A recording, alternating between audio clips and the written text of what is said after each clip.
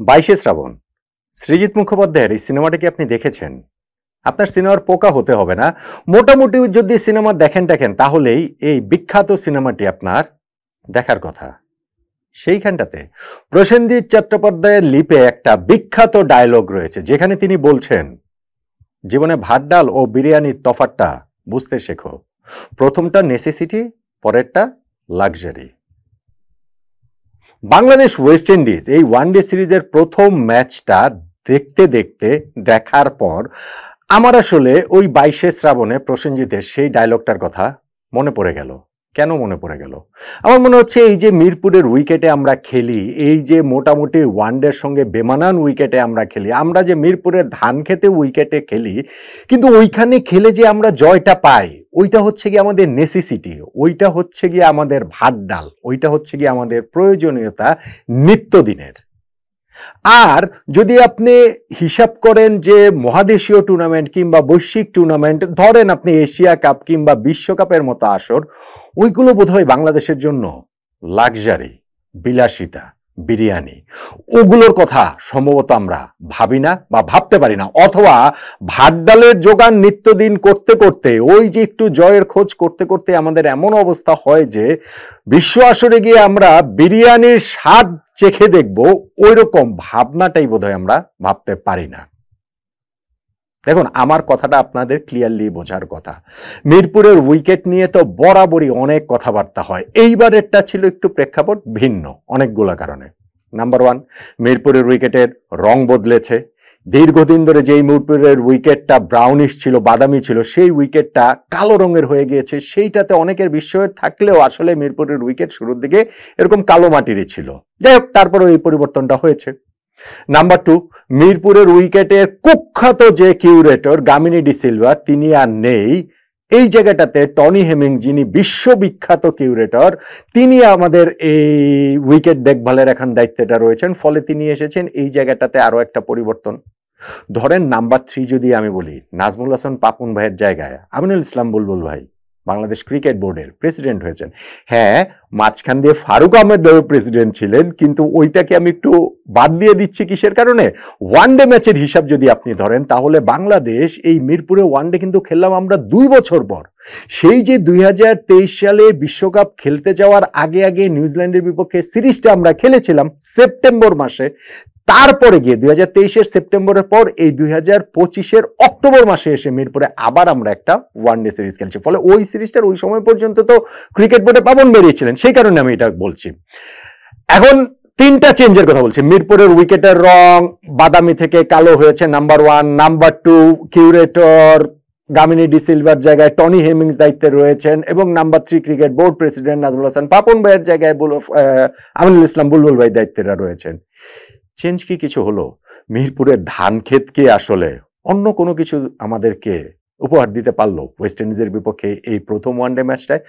আমরাই কি বা অন্য কিছু হলে কি হতো, ভালো হতো, বা আমরা ভবিষ্যতের কথা ভেবে আমরা এখানে স্পোর্টিং উইকেটে খেলি, ওইরকম ভাবনাটাও কি আসলে আমরা ভাবতে পেরেছি?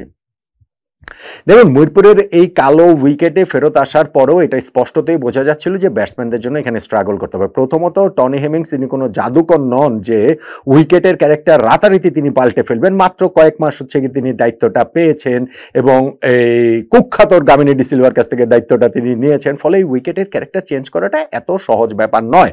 আমরা একটা বিগ অপরচুনিটি সত্যিকার অর্থে মিস করেছি, যে 2020-21-এর দিকে যখন করোনা হয়েছিল, একটা দীর্ঘ সময় খেলাটা বন্ধ ছিল, ওই সময়টাতে যদি এই পুরা কি বলা ছিল উইকেট খুঁড়ে টুড়ে নতুন করে তৈরি করা যেত, তাহলে একটা ব্যাপার ছিল। নইলে মিরপুরে এত খেলা হয়, আর এই উইকেটটা একেবারে খুঁড়ে নতুন করে তৈরি করা ছাড়া একে স্পোর্টিং উইকেট বানানোটা কঠিন বলেই আমার কাছে আসলে মনে হয়। তারপরে টনি হেমিংস যখন দায়িত্বে আছেন, তখন এক ধরনের একটা প্রত্যাশার জায়গাটা ছিল। সেই প্রত্যাশা, মানে আমি স্পোর্টিং উইকেটের প্রত্যাশার কথা বলছি, বাংলাদেশের জয়ের প্রত্যাশাটা এক পাশে সরিয়ে রাখুন, স্পোর্টিং উইকেট মিরপুরে হবে, সেই প্রত্যাশার জায়গা কি পূরণ হয়েছে? হয়নি তো। ওয়েস্ট ইন্ডিজের এইখানটাতে তারা যখন প্রথমে বাংলাদেশ ব্যাটিং করে 207 রান করলো, ভাই জয়ের জন্য সেইটাই যথেষ্ট মনে হয়েছিল। সেইটাও তাদের ওপেনিং পার্টনারশিপে ক্যারিবিয়ানরা যতই 51 রান তুলে ফেলুক না কেন, ওই 207 রান তারা করে তারা জিততে পারবে না। আপনি দেখেন, এই উইকেটে আমাদের লেগ স্পিনার রিশাদ হোসেন, তিনি তার প্রথম যে 7টা ওভারের যে স্পেলটা করেছেন সেইখানে 25 রান দিয়ে 5 উইকেট পেয়েছেন। ওয়েস্ট ইন্ডিজের প্রথম 5 উইকেটের 5টাই তিনি তুলে নিয়েছেন এবং এটা হচ্ছে গিয়ে ওই জেফ্রি ভ্যান্ডার্সের পর হচ্ছে গিয়ে দ্বিতীয় লেগ স্পিনার হিসেবে প্রতিপক্ষের প্রথম 5 উইকেটের 5টাই ঋষাদ তুলে নিয়েছেন। ঋষাদ যে আবার লাস্ট উইকেটটাও তিনি তুলে নিয়েছেন, তাতে তার 6 উইকেট হয়ে গিয়েছে 35 রানে। বাংলাদেশের বোলারদের মধ্যে ওয়ানডেতে সবচেয়ে ভালো বোলিং ফিগারের লিস্টে ঋষাদের নামটা এখন 3 নম্বরে রয়েছে। সবচেয়ে উপরে এখনো মাশরাফি বিন মুর্তজা, যিনি কেনিয়ার বিপক্ষে 26 রানে 6 উইকেট নিয়েছিলেন 2006 সালে। তারপরে ওইখানটাতে হচ্ছে গিয়ে রুবেল হোসেনেরও 26 রানে 6 উইকেট, কিন্তু তিনি 5.5 ওভার বোলিং করে সেটা নিয়েছিলেন, তিনি 2 নম্বরে। তারপরে রয়েছেন আমাদের এই ঋষাদের এই বোলিং ফিগার 43 রানে 6 উইকেট। মুস্তাফিজুর রহমান রয়েছে ভারতের বিপক্ষে, এরপরে মুস্তাফিজ রয়েছেন। ফলে ঋষাদের ক্যারিয়ার সেরা বোলিং বুঝতেই পারছেন। ওয়ানডে ফরম্যাটে প্রথম 5 আর সেটাকে 6 মানে 6 পারে নিয়ে গিয়েছেন, যে 6 উইকেট তিনি নিয়েছেন এবং বাংলাদেশের ক্রিকেট ইতিহাসে ওয়ানডেতে তৃতীয় সেরা বোলিং তিনি করেছেন। কিন্তু সেইখানটাতে উইকেটের তো ব্যাপক সহায়তা ছিল, বল তো সেইখানে সাপের মতো ছোবল মেরেছে, যেইভাবে বল টার্ন করেছে সেইটা আসলে অবিশ্বাস্য। এবং এত কুইক টার্ন যে ব্যাটসম্যানদের পক্ষে সেটি অ্যাডজাস্ট করা সম্ভব হয়নি, ওইটা আমরা দেখতে পেয়েছি। শুধুমাত্র ঋষাদ যে সফল হয়েছেন তা না, আমাদের অন্যান্য স্পিনারদের ক্ষেত্রে যদি ধরেন যে মেহেদী হাসান মিরাজ, তিনি যে খুব ভালো ফর্মে রয়েছেন তা না, কিন্তু 10 ওভার বোলিং করে তিনি মাত্র 16টা রান দিয়েছেন তিনি, এবং ওই জায়গাটাতে একটা উইকেট পেল, মাত্র 16 রান দিয়েছেন তিনি 10 ওভার বোলিং করে।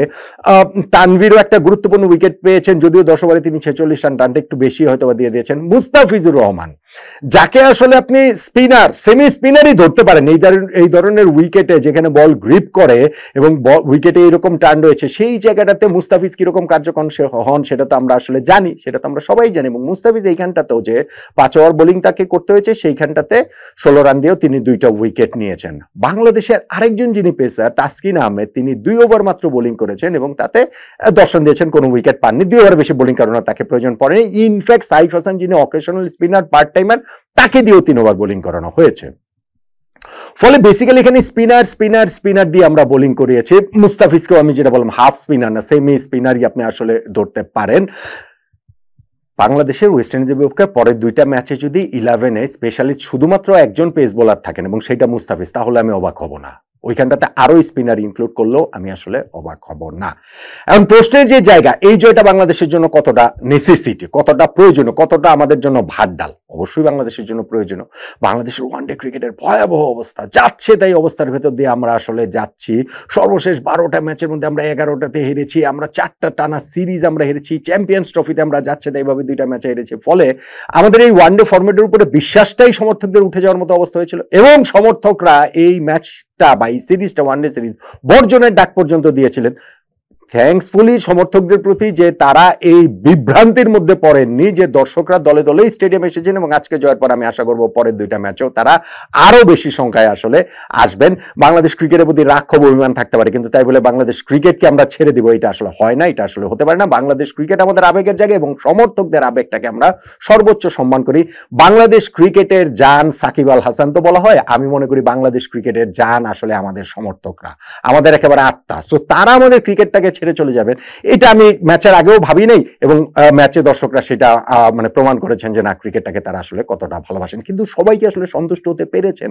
আমরা জিতেছি বটে, আমাদের জন্য জয়টা গুরুত্বপূর্ণ ছিল, আমাদের জন্য 2027 ওয়ানডে ওয়ার্ল্ড কাপে কোয়ালিফাই করার জন্য জয় গুরুত্বপূর্ণ, সবই ঠিক আছে। কিন্তু আমরা সব সময় শুধুমাত্র এই মুহূর্তের কথাটাই ভাবি, আমরা সবসময় শুধু এই নেসেসিটির কথাটাই ভাবি, আমরা সবসময় শুধু এই ভাত ডালের কথাটাই ভাবি, যেই কারণে ওই বিরিয়ানির গন্ধ শুকেই আমরা হয়তো বা চলে আসি, বা ওই বিয়ে বাড়িটাতে পর্যন্ত আমরা যেতে পারি, ওয়ার্ল্ড কাপ পর্যন্ত, এশিয়া কাপ পর্যন্ত, কিন্তু সেইখানটাতে বিরিয়ানি চেখে দেখার যে ব্যাপারটা, সেইটার আমাদের হয়ে ওঠে না। সবচেয়ে ক্লাসিক এক্সাম্পল তো 2021, সেই 2021 সালে আমরা ঘরের মাটিতে এই মিরপুরে স্মরণকালের সবচেয়ে আনপ্লেয়েবল উইকেট বানিয়েছিলাম, সবচেয়ে আন্ডার প্রিপেয়ার্ড উইকেট বানিয়েছিলাম। সেই তুলনায় অবশ্য এই ম্যাচের উইকেট ভালো ছিল। সো সেই উইকেট বানিয়ে আমরা অস্ট্রেলিয়ার বিপক্ষে 4-1 ব্যবধানে টি-20 সিরিজ জিতেছি, নিউজিল্যান্ডের বিপক্ষে আমরা 3-2 ব্যবধানে টি-20 সিরিজ জিতেছি। তারপরে আমরা ওয়ার্ল্ড কাপ খেলতে গেছি এবং সেখানে আমাদের ভরাডুবি হয়েছে। কি ভরাডুবি? প্রথম ম্যাচে আমরা স্কটল্যান্ডের কাছে হেরে গেছি, কোনো মতে হাসে বাঁচে পরের রাউন্ডে গেলেও সেইখানে সবগুলো ম্যাচে, যে 5টা ম্যাচ আমরা খেলেছি, Sri Lanka, south Africa, England, West Indies, Australia, সবার কাছে আমরা ম্যাচ হেরেছি। সো ওই ভরাডুবিটা আমাদেরকে কিন্তু শিক্ষা দেয়নি, আমরা আবারও সেই একই ট্র্যাপে, একই ফাঁদে আবারও পড়ে যাচ্ছি। এখন আমাদের জন্য টি-20-তে যেই ঘটনাটা ঘটেছিল, ওয়ানডে ওয়ার্ল্ড কাপেও কি সেই একই ঘটনা আমাদের জন্য অপেক্ষা করে আছে? আমাদের ঘরের মাটিতে সিরিজ রয়েছে, এই ওয়েস্ট ইন্ডিজের সঙ্গে আমরা খেলছি। আগামী মার্চে আমরা খেলবো পাকিস্তানের সঙ্গে, এপ্রিলে আমরা খেলবো নিউজিল্যান্ডের সঙ্গে, জুনে আমরা খেলবো অস্ট্রেলিয়ার সঙ্গে, তারপরে আবার কবে জানি ওই সেপ্টেম্বর অক্টোবর নভেম্বরের দিকে আমরা আবার ইন্ডিয়ার সঙ্গে খেলবো। তো এই যে 4-5টা সিরিজ আমাদের রয়েছে ঘরের মাটিতে, বিগ টিম, আমাদের তুলনায় অনেক বড় টিম, ওয়েস্ট ইন্ডিজই বরং আমাদের তুলনায় মানে সমপর্যায় দল, তাদের সঙ্গে যদি আমরা এরকম উইকেট বানিয়ে খেলি, সামনের এই সিরিজগুলো তো আমার মনে হয় এই উইকেট বানিয়ে আমরা খেলবো। আমরা শুধুমাত্র আমাদের এই ভাড্ডালের প্রয়োজনীয়তাটি মেটাবো, আমরা শুধু আমাদের এই নেসেসিটি মেটাবো, লাক্সারির দিকে আমরা আসলে আর যেতে পারবো না। দেন এগেইন সেই লাক্সারির দিকে যাওয়ার মতো অবস্থাতে কি বাংলাদেশের ক্রিকেট রয়েছে কিনা, আমাদের ক্রিকেটের সমর্থকরা কি সেই ধৈর্য ধরতে রাজি কিনা, আমাদের ক্রিকেটাররা রাজি কিনা, আমাদের মিডিয়া রাজি কিনা, আমাদের বাংলাদেশ ক্রিকেট বোর্ড রাজি কিনা, বোর্ড প্রেসিডেন্ট বুলবুল ভাই যিনি আসলে ক্রিকেটের মানুষ, তিনি কি আসলে ওরকম ভাবে ওই রিস্কটা নিতে রাজি কিনা, বা ওই ইনস্ট্রাকশন ন্যাশনাল টিম তাদের প্রতি, আমাদের টিম কিউরেটর সব মিলিয়ে ওই কাজটা আমরা করবো কিনা, যে আমরা লং টার্ম দীর্ঘমেয়াদে আমরা আসলে সেই সাফল্যের জায়গাটা পেতে চাই। একটা ব্লেম দরকার, আমি এটা মোটেই বলছি না যে বাংলাদেশ হোমে খেলবে অতএব হোম অ্যাডভান্টেজ আমরা নিব না, কিন্তু মিরপুরে এই ধানক্ষেতের উইকেটে খেলে আলটিমেটলি যে ক্রিকেটের উন্নতিটা হয় না, সেইটা তো অনেকবার প্রমাণিত হয়েছে। এখন প্রবলেমটা হচ্ছে বাংলাদেশের, আমরা যদি স্পোর্টিং উইকেটে খেলি, আমাদের ভয়ের জায়গাটা আমরা এখানটাতেও পারবো না, এমনিও আমরা বাইরে পারি না, আমরা যদি ঘরেও না পারি, আলটিমেটলি ক্রিকেট থেকেই মানুষজন মুখটা ফিরিয়ে নেবে। সো ওই প্রয়োজনীয়তা মেটানোর জন্যই কিন্তু আমরা বারবার আমার কাছে মনে হয় ফিয়ার অফ ফেইলিয়ার, ব্যর্থতার ভয়, সবকিছু মিলিয়েই আমরা এরকম উইকেটটা মিরপুরে তৈরি করছি। এইবার উইকেটের রং পরিবর্তন হলেও, উইকেটের কিউরেটর পরিবর্তন হলেও, এবং মোটা দাগে যদি আমি বলি ক্রিকেট বোর্ড পরিবর্তন হলেও, বোর্ড প্রেসিডেন্ট পরিবর্তন হলেও, তাদের ওইখানটাতে রোল থাকে বিভিন্ন সময়, এটাকে তো আর বাংলাদেশ বাস্তবতা অস্বীকার করার কোনো উপায় নেই। সেইটা এত কিছু পরিবর্তন হওয়া সত্ত্বেও মিরপুরের উইকেটটা আসলে ধানক্ষেতেই থেকে গিয়েছে, এবং আমার আশঙ্কা ওয়েস্ট ইন্ডিজের সিরিজের বাকি 2টা ম্যাচেও ধানক্ষেতেই থাকবে। মিরপুরের এই কালো মাটির উইকেট হলেও মিরপুরের কালো জাদু, ব্ল্যাক সয়েলের এই ব্ল্যাক ম্যাজিকে বাংলাদেশ ক্রিকেটটা ওই ভাড্ডালের নেসেসিটির মধ্যেই হয়তোবা, ওই চক্রের মধ্যেই থাকবে, বিরিয়ানির লাক্সারির দিকে আমরা হয়তোবা যেতে পারবো না। প্রবল আশঙ্কা নিয়ে আমার সেটাই মনে হচ্ছে।